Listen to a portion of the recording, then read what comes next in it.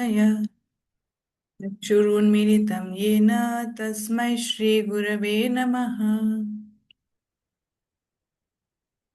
जय श्री कृष्ण चैतन्य प्रभु नित्यानंद श्री अद्वैत गदाधर श्रीवासादि गौर भक्त वृंद। हरे कृष्णा कृष्ण कृष्णा हरे हरे, हरे राम राम राम हरे हरे। मूकं करोति वाचालं पङ्गुं लङ्घयते गिरिं यत्कृपातमहं वन्दे श्रीगुरून् दीनतारिणं परमानन्दमाधवं Sri Chaitanya ईश्वरम्। Welcome back, Matajis. So the last paragraph, who will read?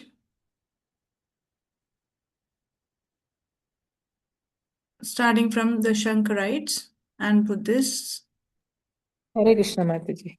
Yes, Mataji. Yeah. Okay, all glories to Prabhupada. Srila Prabhupada ki jai. The Shankarites and Buddhists claim that the world beyond is void, but the Bhagavad Gita does not disappoint us like this. The philosophy of voidness has simply created atheists. We are spiritual beings and we want enjoyment. But as soon as our future is void, we will become inclined to enjoy this material life. In this way, the impersonalists discuss the philosophy of voidism while trying as much as possible to enjoy this material life. One may enjoy speculation in this way, but there is no spiritual benefit. Brahmabhuta prasannatma na shochatina kangshati samasarveshu bhuteshu madbhaktim labate param. One who is thus transcendentally situated at once realizes the Supreme Brahman. He never laments or desires to have anything. He is actually disposed to every living entity. In that state, he attains pure devotional service unto me. Bhagavad Gita 18.54. He who has progressed in devotional life and who is relishing service to Krishna will automatically become detached from material enjoyment. The symptom of one absorbed in bhakti is that he is fully satisfied with Krishna. Hare Krishna Mataji. Thank you. Hare Krishna Mataji. So Prabhupada here is giving some disadvantages of this philosophy that there is nothing. The philosophy of Shankarites and Buddhists, it is that the ultimately we are all one, and beyond that there is nothing. This nothing philosophy is called as voidism, and what they do is to get to that point of nothingness, they keep rejecting everything that is there here, and they their philosophy is also known as neti philosophy, because they say this is not, this is not, this is not, and they try to develop detachment in that way. So whatever they are attached to, say suppose they are attached to some material enjoyment, they reject it, saying this is not reality, this body is not reality, everything is false. And what is reality? Reality is nothingness. There is nothing. So this is a philosophy, and Prabhupada tells the disadvantage of such philosophy. First of all, it creates atheists. It only creates atheists, that there is no God, because they believe in nothingness. They believe that God is also nothing. There is nothing which is called as God, and that is their philosophy. Slowly they turn to actually there is no God. That is what this philosophy will lead to, and simply create atheists. And secondly, one more disadvantage is what? Because we are all spiritual beings, we want enjoyment. At some point or the other, they want enjoyment, although they keep saying that there is nothing, but the nature of the soul is it wants enjoyment. And soon they will become inclined to material life only, to enjoy this material life only, because they are believing that out there is nothing, and the soul wants enjoyment. So either they become atheists or they become materialists. They will come back to this platform of enjoying this material world. So in this way, the impersonalists discuss the philosophy of voidism or nothingness while trying as much as possible to enjoy this material life. So that they simultaneously do both things now. They want to enjoy and they want to say that there is nothing out there. So they, with this kind of speculation, there is no spiritual benefit. That is the conclusion by Srila Prabhupada. And bhakti, what it does? Bhakti also teaches detachment, right? Like how they are trying to become detached from the material world and they keep saying there is nothing, just this is all false. Neti, neti, neti, they keep saying. Bhakti also, it doesn't say that, okay, you enjoy material life. What it teaches that now you develop some higher engagement, higher tastes, relish the service of Krishna. Then automatically there will be detachment from material enjoyment. It is like a side effect, like a byproduct. You need not try for detachment so hard, saying that I will reject everything and then actually end up enjoying material life even more. All that you need not do. You just stick to one thing, relish service to Krishna, progress in devotional life. That will automatically create detachment from material enjoyment. All this material enjoyment seems meaningless. Even if someone tries to enjoy, he will find that this is so meaningless. Hmm. So try once, maybe one may be having a lot of attachment to maybe say like watching movies or whatever, and then he comes to Krishna consciousness. Now he again tries to go back and watch the same movie. He will see that it is so meaningless because all through he has developed some higher taste now, and he feels that previously I was enjoying this thing. This has got no meaning. This is so this is such a waste of time. And even if he tries to enjoy and go back, but he will again soon return back to Krishna consciousness because that is a kind of taste that he has developed. That is a kind of knowledge, intelligence, and detachment that is already given to him in Krishna conscious process. So even if he tries to enjoy and be away from Krishna, he will be morose because he has tasted the highest happiness here. And if he wants to leave that and go there, he cannot enjoy it. He will feel that this is something that I am forced to do, but I'm not liking to do anymore.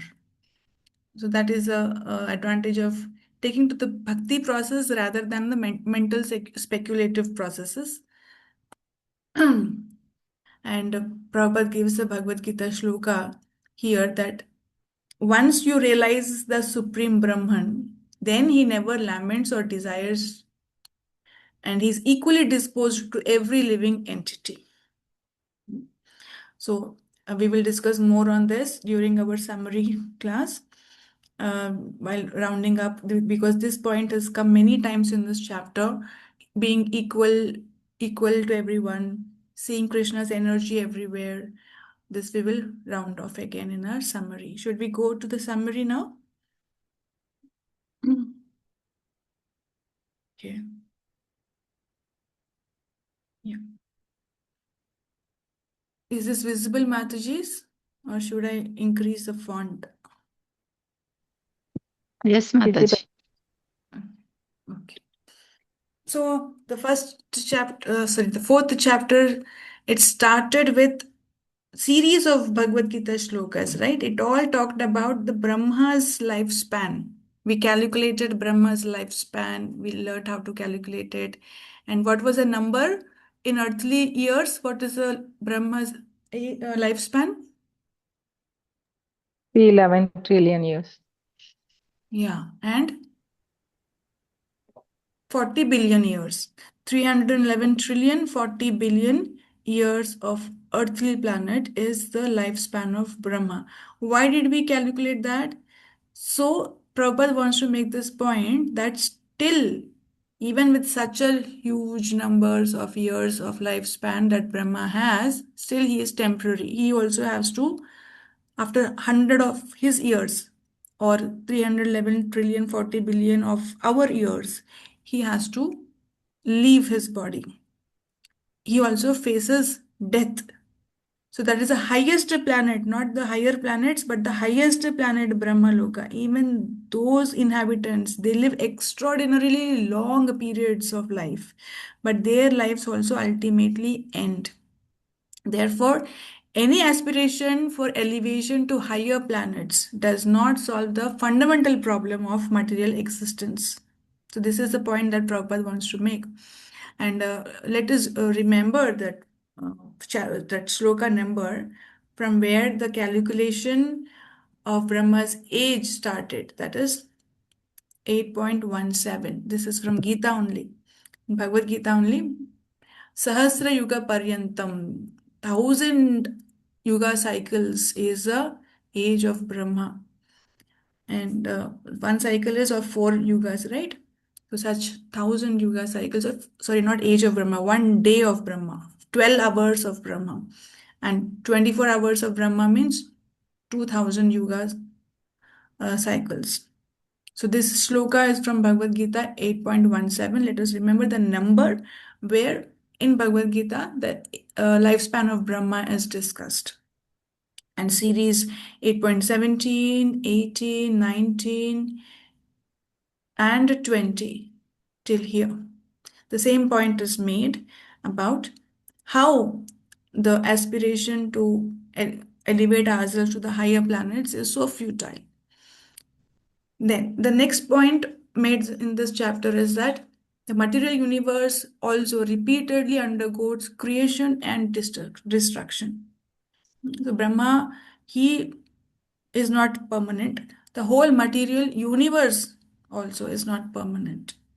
It keeps operating in cycles of creation, maintenance, and destruction. And at the end of the day of Brahma, the lower planetary system, the lower planets, living beings, they merge into the waters and they merge into uh, Garbhodakashayi Vishnu. And at the end of the lifespan of Brahma, even including Brahma, everyone merges into Mahavishnu. So that is when Mahavishnu, again, he breathes out all these material universes, they come out and the creation starts again. So this is a cycle that keeps on happening. So who wants to be in such a place where we have to get drowned again and again, get birth and death again and again in different bodies? So what is the information that we have now, that there is an eternal spiritual nature beyond the material universe? So both that is manifest and unmanifest. But so that manifest means whatever is in front of us, and unmanifest is which we cannot see. Everything is there, everything is there, but we cannot see the spiritual nature which is permanently existing beyond the material universe. Material universe has a beginning and an end. There is a spiritual nature which is unmanifest to our eyes, but it is there and it is permanent. It exists permanent without any this cycle of creation, maintenance, and destruction. It is forever. And the size of the material universe is insignificant compared to spiritual sky. So one may think that this is a reality that I am in, but this is very small. What you cannot see is very big. It is a reality and it is very big. So one may have this confusion that if it is very small, will I have a place there? Here I have enough space maybe in the material world. I see this also. This is a safer place seems to be. Why do I aspire to go a place which I cannot see, and maybe it is very small. I may not be fitting there. There may be very few people who have that place reserved for them there. No, spiritual sky is unlimited and everyone is welcome. If the material universe here, it is so teeny and it has so many living entities, unlimited living entities, then how about the spiritual sky? It is even more bigger and it is vast. And how many millions and millions and trillions and unlimited beings should be there, and everyone has got engagement in service to Krishna according to their bhava. the way they want to worship in their mood. So everyone has got separate mood, individual love, a flavor of love for Krishna. And Krishna wants to enjoy all those flavors. So, unlimited living beings, unlimited flavors of love Krishna wants. And Krishna also reciprocates in those flavors. Unlimitedly, he can also love. So that is a spiritual sky which is vast, and where the inhabitants and planets, everything are eternal. There are also planets are there. There are also people are there. Everyone are eternal. There the planets doesn't get destroyed and all. Okay. The next point that makes then what is the connection between this material world and the spiritual world? Material world is like an imitation, a shadow of the spiritual world. Everything we experience materially has its origin actually in spiritual world. So that is why we experience it here, but in a perverted manner, in a upside down manner we experience here. There is pure love there. So that is why here there is something called attraction between people, and selfishness again in that love that is impure. So there is pure love there. So here something contaminated form is here. It is there. So there is anger, greed, all these anarthas are here, but in a pure form, they are there. The greed to love Krishna more and more, and anger against anyone who is offenders to Krishna. These kind of feelings are there, but here they are in the perverted form. That is why we experience all kinds of miseries here, because we are thinking that the imitation is the reality. So I was uh, thinking about the material world. If the best comparison is that of uh, a waiting room, when you're waiting in any room, like it may be a waiting lounge in airport, or a waiting room in a railway station, or in a doctor's place, in a hospital. How do you wait in a place like that?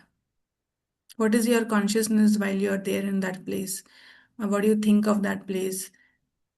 Least attached, right? Least attached to that place and the things of that place. There may be nice flower vases, nice some books, and maybe some food also sometimes provided. All that is provided, and there are nice lounges, nice sofas. Everything is there. All the interiors are done.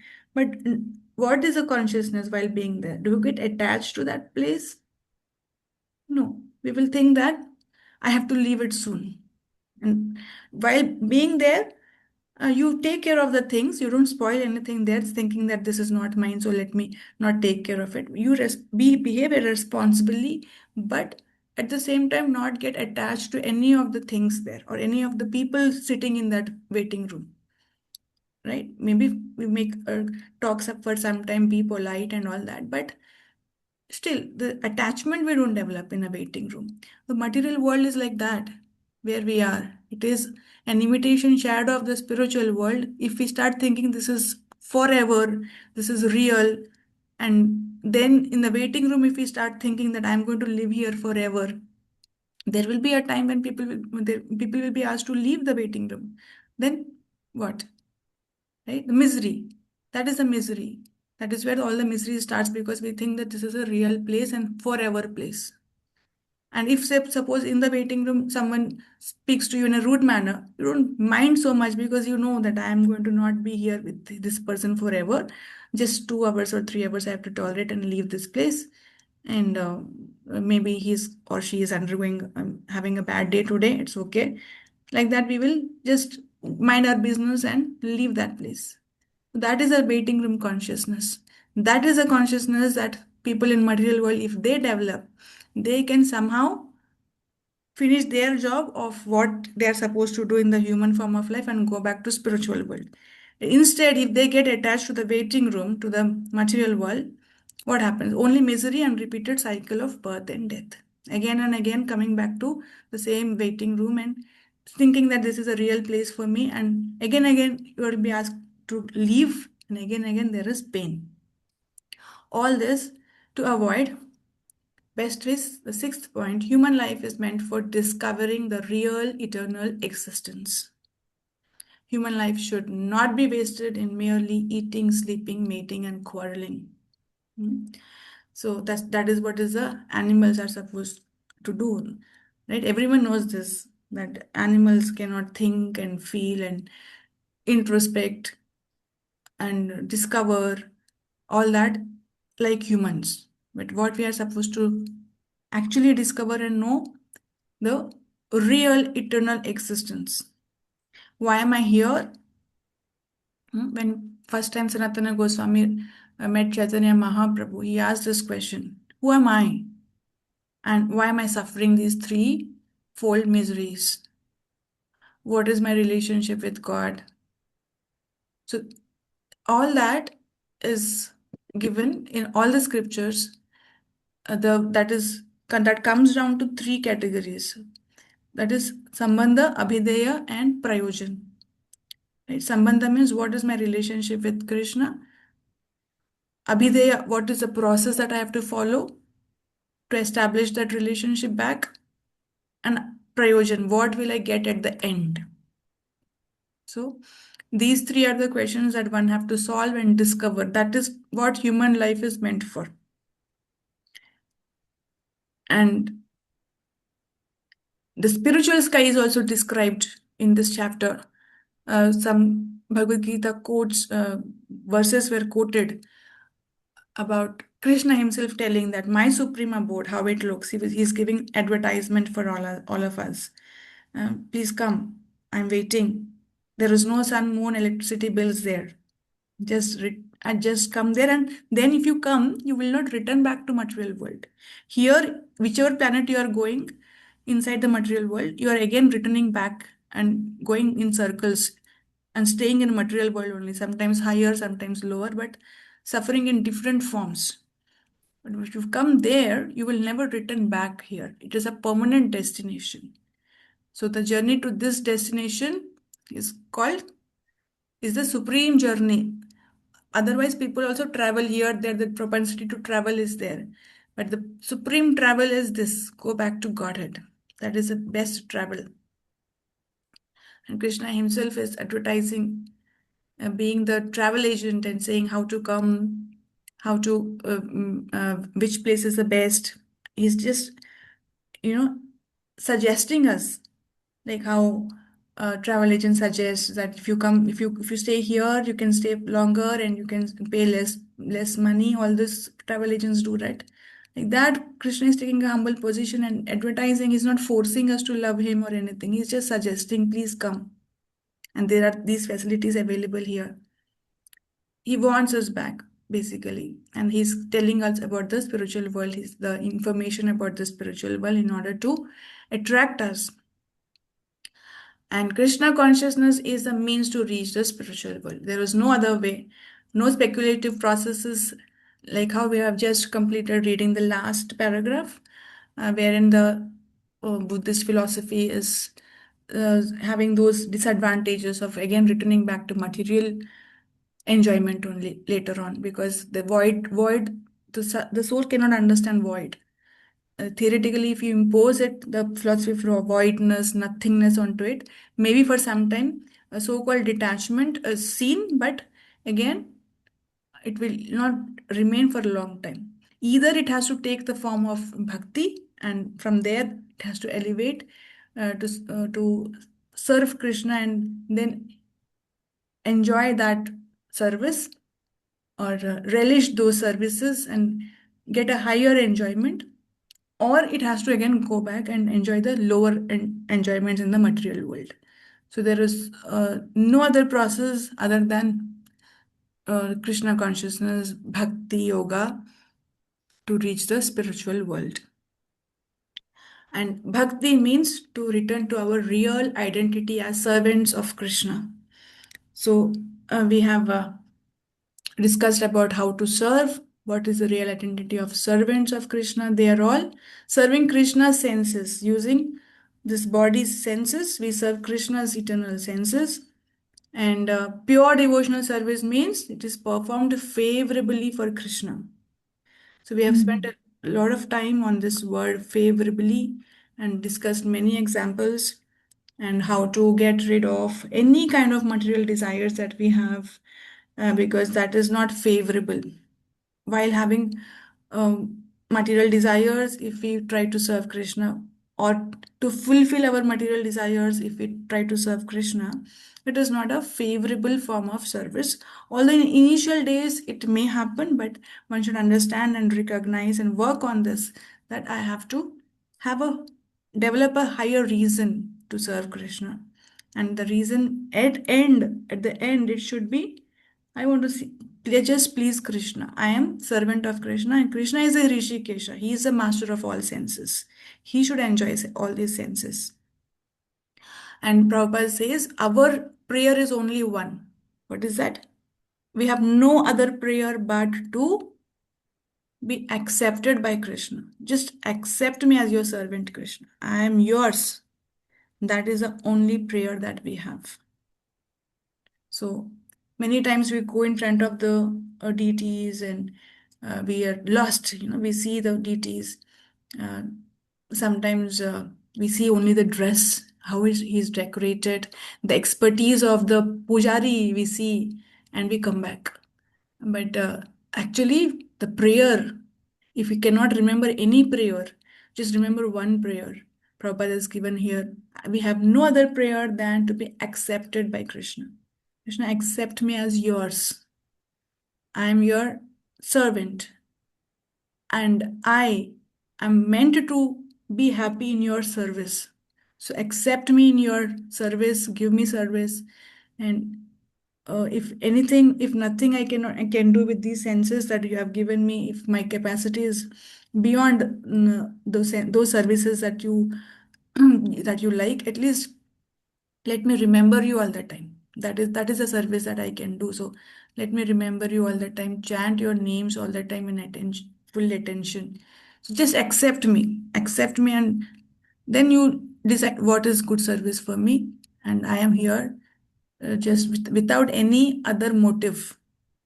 I want to do favorable service to you.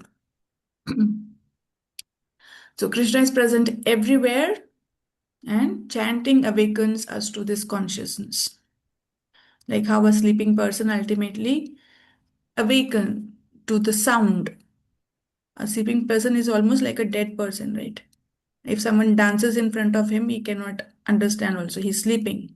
But if someone calls out his name, or tells an alarm clock or something is there, then he wakes up to the sound.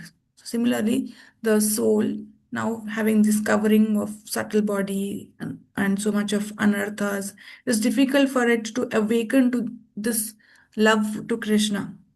So the Hare Krishna Mahamantra is a sound vibration given for this age of Kali, especially, so that perception awakens, that I am not this body, and I am Krishna's. I am supposed to serve Krishna. Like someone has forgotten, and sometimes happens, right? Some disease of forgetfulness. They keep forgetting who they are, and people keep reminding them that you are from our family. I am your child. Especially in old age, people keep forgetting their identities. Similarly, we have actually forgotten our real identity, and this Mahamantra awakens us, that sound awakens us, and to keep reminding us that actually you're Krishna's. So that is a kind of forgetfulness we are right now in, and we are thinking what is not to be true and what is actually is forgotten. That is Maya. Maya means what is not. Maya. What is not that we think is correct. I am this body we are thinking, but that is not. So the main teachings are that material elevation is not the ultimate goal. Material elevation meaning material positions, increasing our position here, or raising to a material planet, in a higher planet. All this is not the ultimate goal. So question is not how I can go higher within this universe, but the question should be how I can get out of the cycle of birth and death altogether, and go beyond birth and death. Material nature is temporary, spiritual nature is eternal. And why material nature is called temporary? The six changes of the body were discussed, right? Yeah. Similarly, the full material universe also, it undergoes changes and it gets birth, gets creation, maintenance, and disappearance. Everything happens. Yet material nature means whether the planet or the body, everything is temporary and it undergoes these changes. But the spiritual world is described as Sanatana, eternal. Many times we hear the Sanatana Dharma outside world also they're using this word a lot instead of using Hinduism. The real meaning of Sanatana Dharma is what? That we are Sanatana and we supposed to be in Sanatana world, not here. And we are in the process of that. And we are that process that the Abhideya, the practice, that is our dharma. And we are situated in our real position, in our eternal position. So everything is actually Sanatana. So the process is Sanatana, the goal is Sanatana, and we are Sanatana. So everything is connected by this process of chanting the holy names, worshipping the Lord. That is our dharma. That is Sanatana dharma. Then the real destination is the supreme abode, and Krishna says, my abode is Paramam Dhamam. This is supreme. There is nothing beyond it. That is the highest. Once you return to me, then the material existence is stopped forever. And bhakti is the practice. I am the spirit, I am the soul, I am Krishna's part and parcel, and not anything else. And the analogies in this chapter. We are running out of time. We'll cover as much as possible. The cloud covering the sky. Anyone remembers this analogy? Yes, Mataji. Yeah. Our body is also covered, spirit is covered with our body, which is like a cloud, which will go away. It is temporary like that. Yes. So cloud here is like two times Prabhupada uses this word. First example and the second example. Second is where what Mataji has just told. First one is a material universe. In the full spiritual sky, sometimes a cloud is formed, which is like a material universe. And it comes into existence and again goes into disappearance. All this keeps happening, but the spiritual sky remains always. Similarly, the soul remains always. The body is like a cloud covering the soul. It comes into being, grows, remains for some time, produces products, and dwindles, disappear. But the soul is never destroyed. So we should not identify ourselves with the temporary body. That is a lesson. And then there is this analogy about material world as a shadow or imitation and mannequin in the shop window. This is also given as example for that imitation. So we see in clothes stores and all, some models are there in fiber or plastic. They're made up of like a woman shape or a boy or a child, a kid, and they're wearing these clothes for advertisement. But if someone thinks that this is a real woman or real family, then it is foolishness. Similarly, the material world is an imitation of the spiritual world. It looks almost like that, but it is not. Almost in the sense, the small model, a small imitation model is like that, but it is not. It is completely different matter, different materials. So it is compared to a mannequin in the shop. Sun and the sun rays.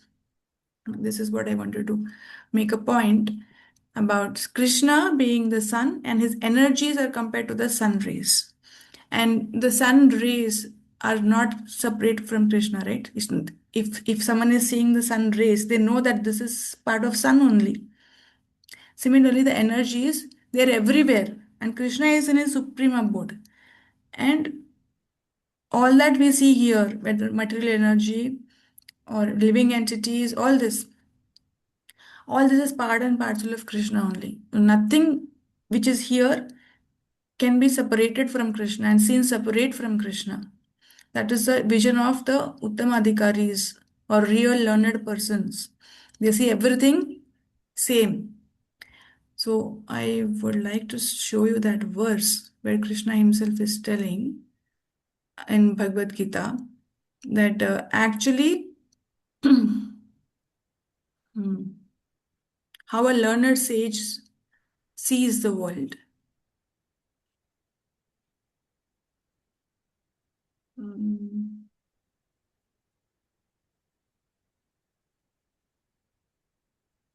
okay, let me go back here.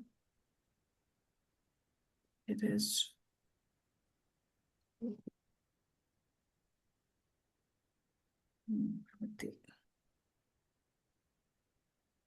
yeah. If the call is cut here, we'll continue tomorrow. But Krishna says this verse that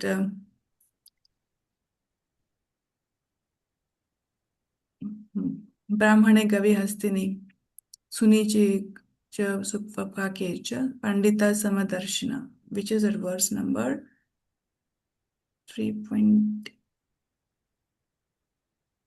or 4.18.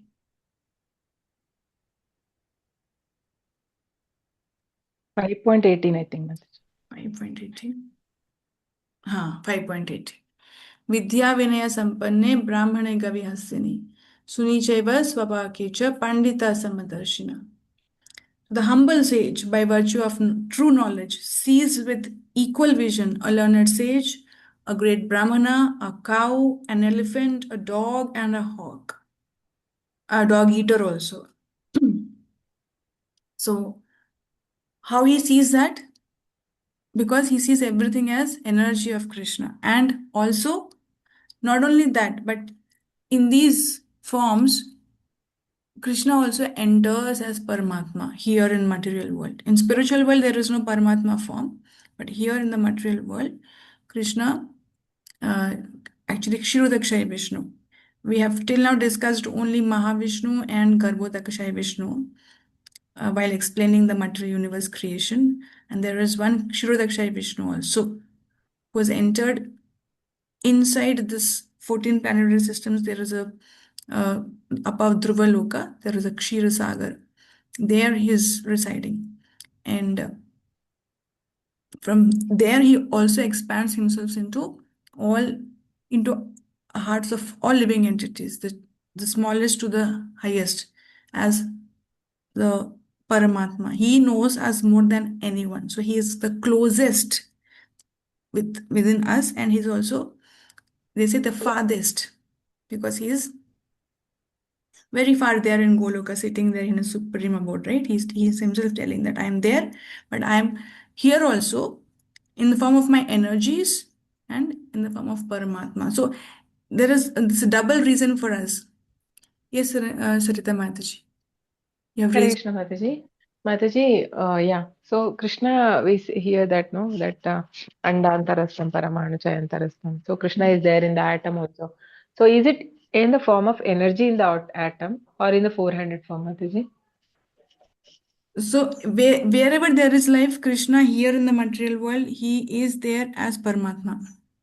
He is there as Paramatma, the 400 form. And also he is that atom itself is the energy of the Lord. So energy of the Lord and also the Lord residing in that atom, everything gives us double reason for seeing everything as Krishna. That is what it's a both two reasons we have to see everything